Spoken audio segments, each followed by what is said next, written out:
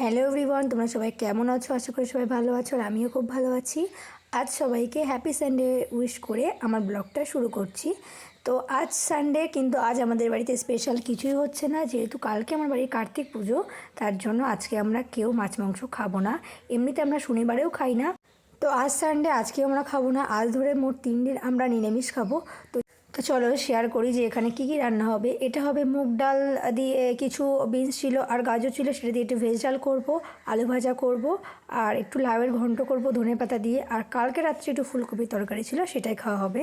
তো ফাইনালি এদিকে আমার ভেজ ডাল কমপ্লিট হয়ে গেলো। এবার ভেজ ডালটাকে চলো নামিয়ে নিই। তো কেমন হয়েছে কালারটা দেখতে তোমরা কমেন্ট করে অবশ্যই জানাবে, আর কালারটা কেমন হয়েছে অবশ্যই বলবে। তো অনেক কথা বলে ফেলছি। তোমাদের বাড়িতে সানডেতে কী কী স্পেশাল রান্না হচ্ছে আমাকে কিন্তু কমেন্ট করে অবশ্যই জানাবে। তো আজকে আমার অনেক কাজ, জানো তো। তার জন্য আজকে যেরকম টাইমে সকালবেলা ঘুম থেকে উঠি, তার থেকে একটু আগে আগে উঠে নিয়েছি, উঠে পড়েছি। তো কেন বলো তো, আজকে আমার পুরো ঘর বাড়ি ঝুল ঝাড়তে হবে। টোটাল সব ঘরগুলো পরিষ্কার পরিচ্ছন্ন করতে হবে, বেড কভারগুলো পাল্টাতে হবে, জামা কাপড় পরিষ্কার করতে হবে, অনেক কাজ।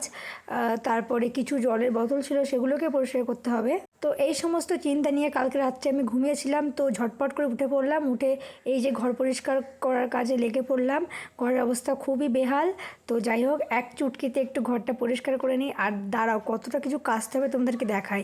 এই দেখো, এগুলো সব পরিষ্কার করতে হবে। তো যাই হোক, একেবারে ঘর পরিষ্কার করার পরেই তোমাদের সামনে চলে আসলাম। তো আমার ঘর পরিষ্কার করার ডান, শুধু পর্দাগুলো সেট করতে হবে, ওটা করলেই হয়ে যাবে। তো আজকের মতো টাটা বন্ধুরা, সবাই ভালো থেকো।